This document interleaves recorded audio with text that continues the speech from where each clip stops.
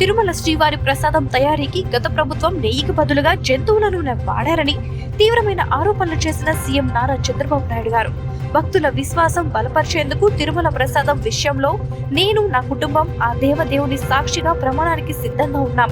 చంద్రబాబు కూడా తన కుటుంబంతో ప్రమాణానికి సిద్ధమా అని ఎక్స్ లో నారా చంద్రబాబు నాయుడు సవాల్ చేసిన ఎంపీ వైవి సుబ్బారెడ్డి.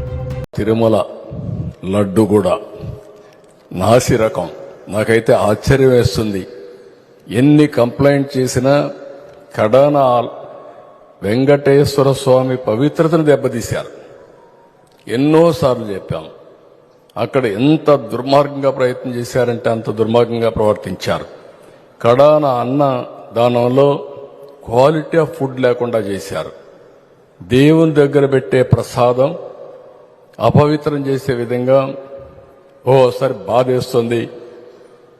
నాసి రకమైన ఇంగ్రీడియంట్సే కాకుండా ఎనిమల్ ఫ్యాట్ కూడా వాడారని. ఏది గీకు బదులు ఈరోజు స్వచ్ఛమైన గీ తెమన్నాం, ప్రక్షాళన చేయమన్నాం. నాణ్యత పెరిగింది, ఇంకా కూడా నాణ్యత పెంచుతాం. అల్టిమేట్గా వెంకటేశ్వర స్వామి మన రాష్ట్రంలో ఉండడం మనందరి అదృష్టం. ప్రపంచం అంతా మన దగ్గరికి వచ్చే పరిస్థితికి వచ్చారు. అలాంటప్పుడు వెంకటేశ్వర స్వామి పవిత్రతను కాపాడుకోవాల్సిన బాధ్యత మనందరిపైన ఉంది. ఇది కూడా చేస్తామని చెప్పి కూడా నేను మీకు తెలియజేస్తున్నా. వివిడి న్యూస్ టీవీని తక్షణమే సబ్స్క్రైబ్ చేసుకోండి.